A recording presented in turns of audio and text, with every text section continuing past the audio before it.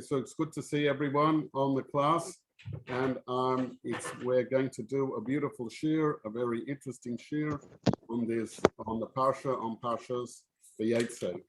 So in the first lines of the parsha Vaytze tells us about the journey that Yaacov Avinu is making away from his birthplace, from not necessarily, but from his father's place, from the place where his father lives, and he's going, and he's been advised, he's been commanded, he's been advised by his father that he should find a wife, find a wife for himself, and he should go to the area of Haran. He should go to where his mother's family is, and he should find a good shidduch over there. Then, as he leaves, Rashi tells us that as soon as he leaves, something significant, a significant feeling happens in the city. And what does Rashi tell us? It says Vaytze Yaacov meBeer Sheva, that when Yaakov leaves the city of Beer Sheva, the atmosphere in the city has decreased in spirituality.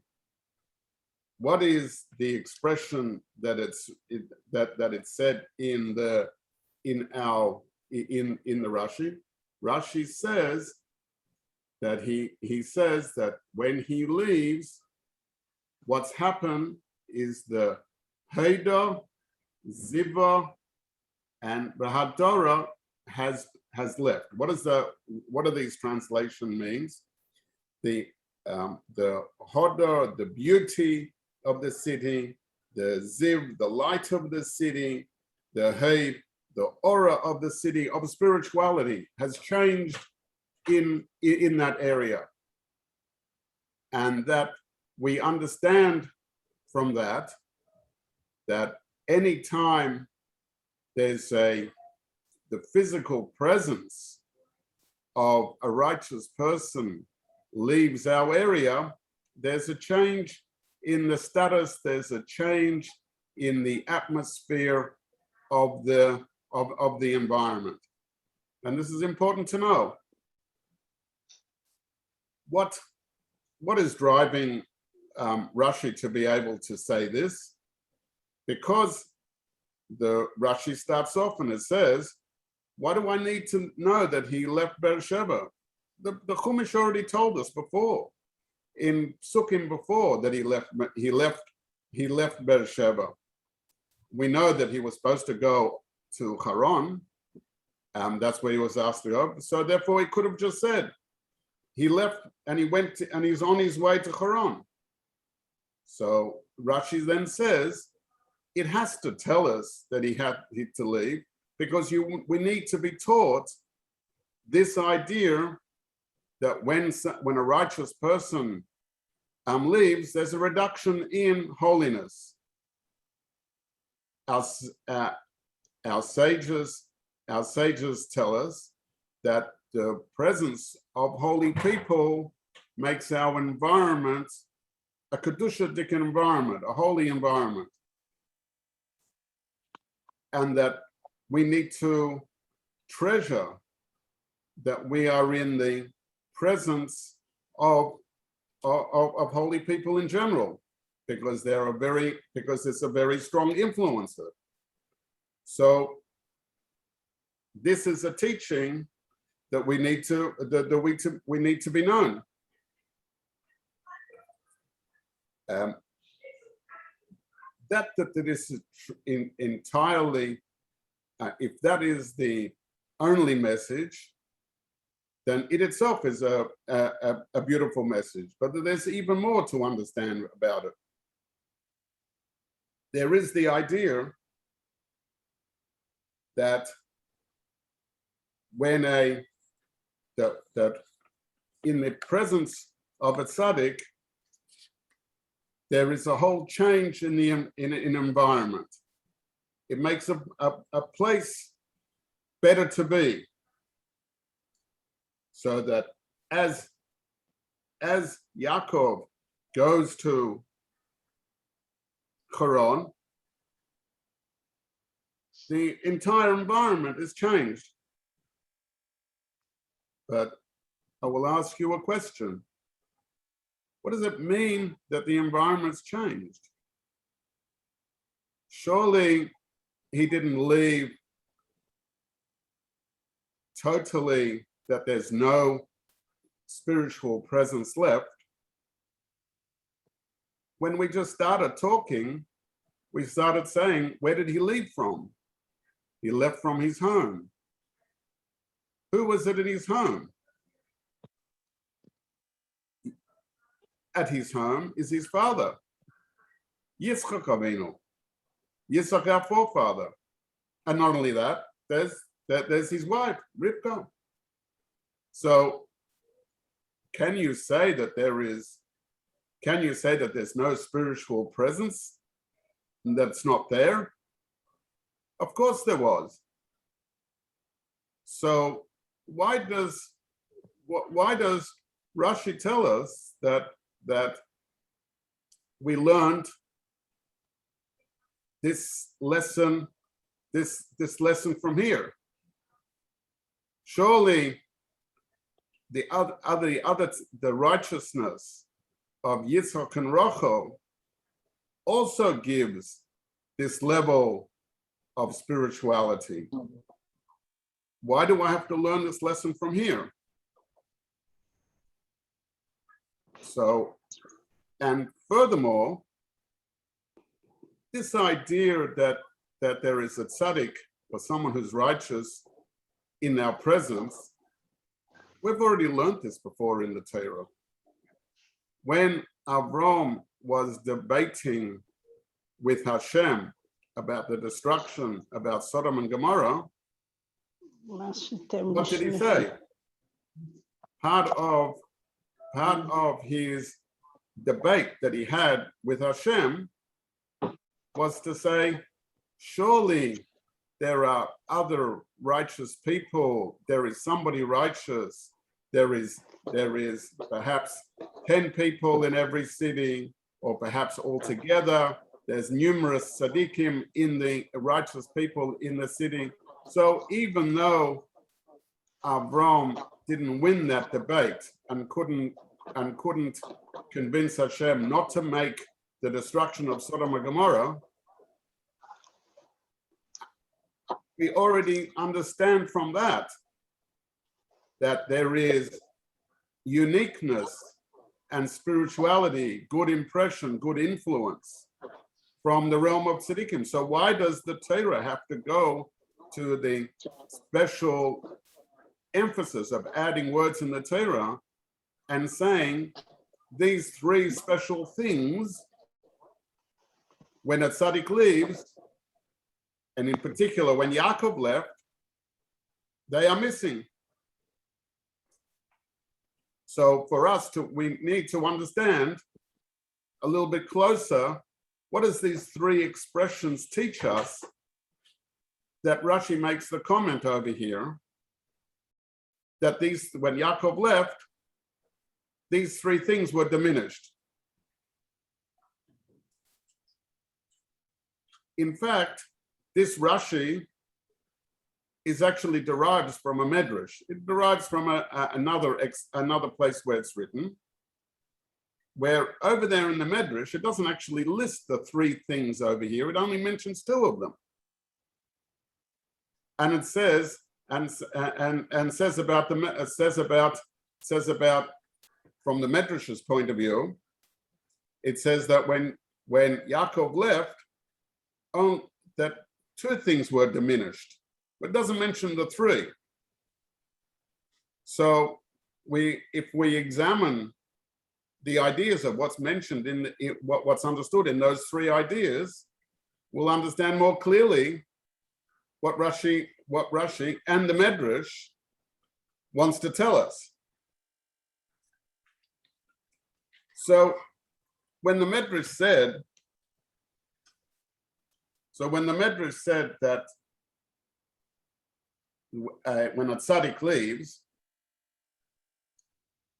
and that causes the light and honor of Beersheba to decrease or to leave, even though Yitzchak and Rivka were still there, the Medrash then really says, well, the reality is that there were a number of righteous people there in the city, and that is to say that there was Yitzchak and Rivka, and when one left, you can even feel the diminishment of the spirituality that it's gone. That is to say that it's noticeable that the spirituality has changed. And therefore, even when one tzaddik leaves, the spirituality is diminished. That's interesting, and that's important to know. But we don't have an answer why the Medrash only uses two expressions, and Rashi uses three expressions. So if we try to understand what is the meaning of the three expressions, we can understand more closely what happened when Yaacov left, and Yitzchak and Rivka were the remaining ones.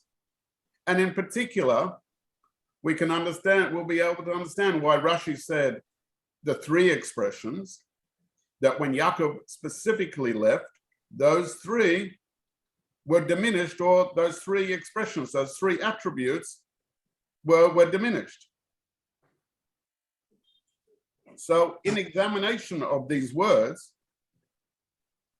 we can understand that these three expressions, that is the three expressions that are used by Rashi, what are they? So one expression, what we said, is the idea of hodor. And hodor can be translated as the honor. The honor of the city, the spiritual honor of the city by Yaakov Avinu had diminished. Meaning to say that the physical presence, just by being there, just by Yaakov Avinu being there and now not being there, that presence makes all the people in the town feel that something is missing. The word ziv, that means a ray of light, which a ray of light comes from a source of light, but that's the idea of a ziv, shows that when the light comes out, everything around you is lit up. This idea means that a tzaddik emits a light and gives inspiration to others. And the next word, heid also means a light, but it can mean a stronger light. Where do we find the expression heid? We said Moshe Rabbeinu, when he came down from the mountain, he had keren heid, he had the beams of light coming from his face. Because of the holiness of himself and have been close to Hashem, he had a keren heid, he had a very strong beam of light that was an expression of his holiness. So therefore, when the Torah has this expression of the keren heid, the heid of a tzaddik, right? That refers to the strength of light that was coming out. And what does it say about Moshe Rabbeinu? That when he came down from Har Sinai and the keren heid was on his face, people were scared of him. There was so much spiritual light. Imagine you meet a malach and it comes to meet you in the face. You would be scared of the spirituality.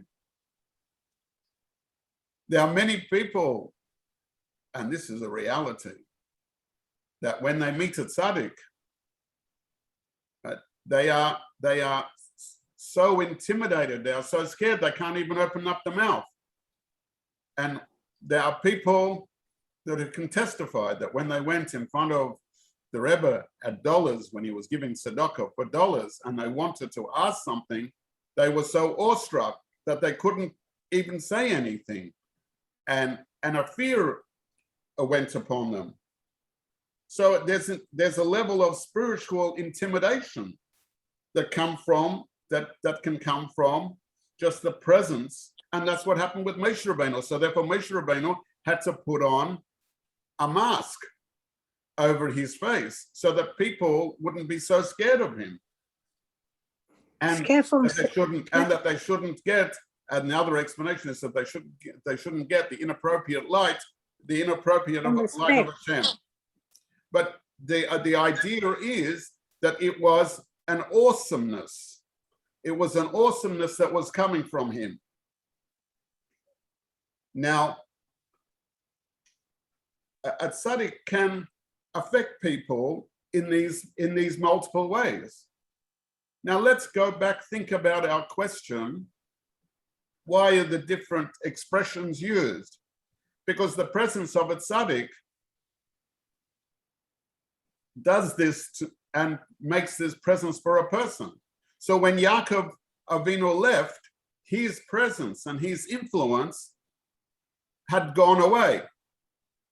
But we asked the question, but what about Yitzchak and Rivka?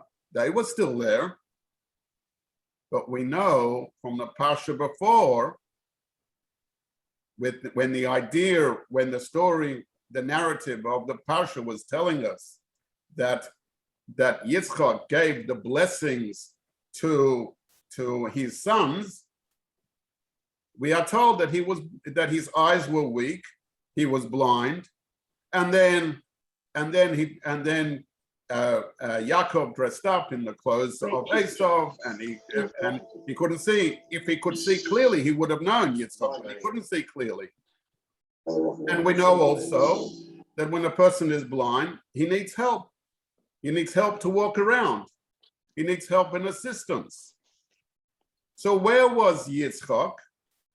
In Beersheba, Yitzchak and Rivka, they were homebound. Yitzchak was blind. His wife Rivka is helping him. Who's the person who goes shopping and who's the person who goes doing everything? The other people in the house. Who was walking around the town of Beersheba? Yaacov Avinu. So once Yaacov Avinu had left the town, his physical presence and also him walking around was no longer there. So the presence of the tzaddik and that the feeling of the awesomeness, the greatness, the spirituality, and coming into shul, imagine everybody comes to shul, everybody sees the rabbi, sees all the other people there, you see the tzaddik there, you get influenced. But if the tzaddik can't come, then it's true that something remaining in the city, the influence was remaining in the city, but he was homebound. And Rivka, the other tzidkonis, was with him, taking care of him. Yaakov, who went around impressing and influencing him, influencing all the inhabitants of Beersheba, has now gone. So that's why Rashi says that when he left, the influences of the Hodor, the Ziv and Heid has gone away, has reduced, has gone. And we can say that the Medrash, who didn't use all the influences, has to say that yes, it's true. The Hodor, the presence of the tzaddik when he's walking around, right? That has gone completely because Yaakov Avinu is gone. But Yitzchak and Rivka still remain. So therefore, there is still something left of the zivah left, but the hate, what gives you the fear, that's no longer there. So therefore, he can't use this expression. So this idea of the presence, the physical presence, the physical environment, and that influences us, is something which is tangible, is something which you can feel. When the Tzadik moves away, it could be felt, and therefore Rashi had to tell us about it. But that doesn't mean that the influence is totally gone away. The spiritual influences can still be all there, still be there in some sort of way, but the physical presence is not the same. So this teaches us the ideas that the movement that Yaakov did from moving from Beersheba to Haran, for himself was a descent, was a Yerida. For the city, it was a Yerida for Beersheba, because he was going. But remember, what we must remember, that all the purpose of the descent is for the ultimate aliyah. The tachlis of the Yerida is that ultimately there should be an aliyah, there should be an going up. And in fact, this is what happens in our parsha. Our parsha really encapsulate the avodah of a neshama. Our parsha encapsulates the idea of what happens to call echad be'echad to every single Jew in his lifetime. He first has to leave Beis Oviv. He has to leave his father's house. The spirituality of what Yaakov had in Beersheba next to his father Yitzchak. But why did he leave? Because Yitzchak, his father, told him that he should go and have and build a family, as the psukim of the previous parsha told us, that Yitzchak didn't know that Esau wanted to do harm to him, and in fact he doesn't even mention it. Into Yitzchak's eyes, Esau was a good person. But what does he ask? What does he tell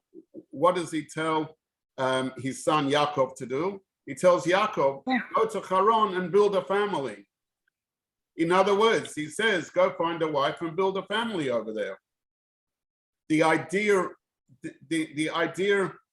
of what a neshama has to do has to go from his holy environment, we go from his home to a place and to go to Haran, build a family, and make the mitosa shlema, his family of the 12 children of the Yud Beis Shvatim, of the 12 Shvatim in Haran.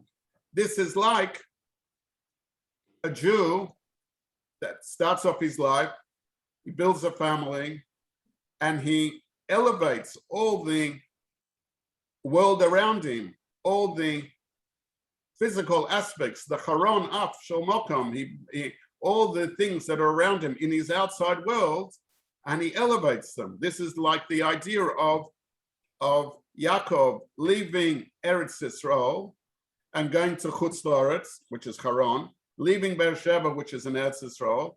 Eretz Yisrael is the Holy Land, and he has to go to Beersheba, which is Chutz La'aretz. That's in the physical sense.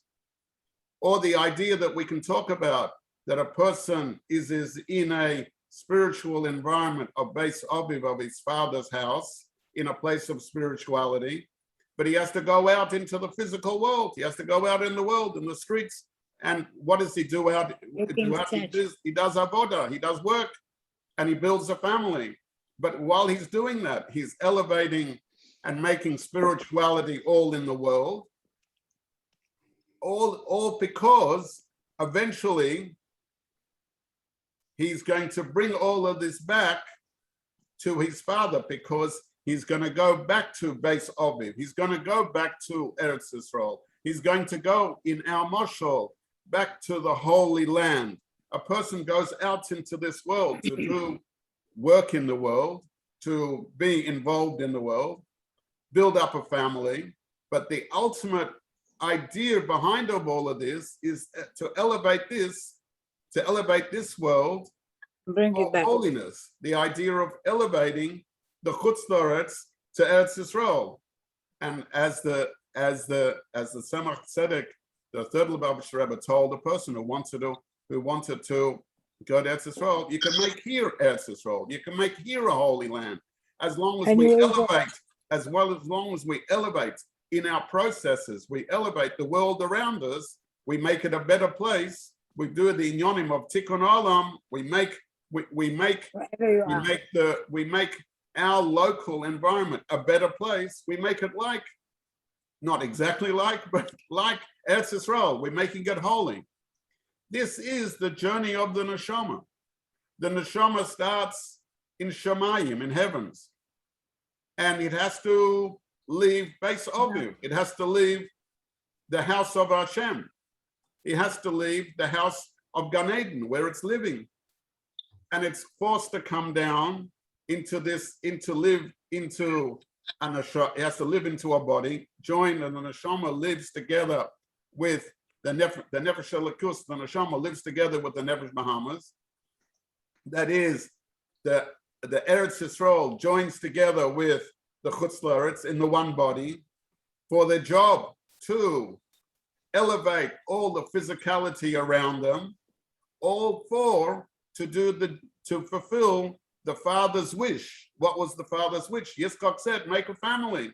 That is to say, bring together through the mitzvahs, make an aliyah in the physical world, and thereby making the aliyah in the physical world, he ultimately fulfills the objective of Hashem, and fulfills the objective of his father in heaven. So the neshama's role is like Yaacov Avinu. Yaacov Avinu is being sent by his father to build a family, collect together all the netzutzim and all the rechushim and all the inheritance and all the assets, all for the purpose to bring them back to holiness. In our description, coming back to Beis Aviv, coming back to his father's house by elevating the spirituality that's in all the physicality all around him. And this is the role of the neshama. The role of the neshama as it goes down, as it goes me'igra Roma to Bir Mikti, it goes to the lowest place. It goes from the highest place to the lowest. It then goes and elevates the neshama, all the things around him, bringing back all the holiness back to Hashem. So in this case, this is what we are doing, and this is the teaching of our parsha, that the role of Yaakov Avinu is Yaakov Holoch L'darkei, that Yaakov has to go on his way and to do all the things that he has to do from Eretz Yisrael to Chutz La'aretz, to improve the environment everywhere. But at the end, as like in the end of our parsha, says that when Yaakov Avinu comes back on his way, he meets the malachim, he meets the angels of Hashem, and the angels of Hashem are there to shomrom, to help him, to guard him, and elevate him. And this is our role in this world, is to elevate all the sparks, and then Hashem will send his shluchim, his malachim, that will guard us and continue to guard us and bring us back to Eretz HaKodesh, the real one, the physical one, and all speedily in our days, in a way of elevated spirituality like Yaacov Avinu, so that we'll be able to fulfill the request of Yitzchak in our own personal lives, and so that we will fulfill them like Yaacov and build the Yud Beit Shvatim in all the different ways, and then bring them back all to Eretz Yisrael. Thank you. Thank you, Rabbi. Yeah. Thank you. Yeah.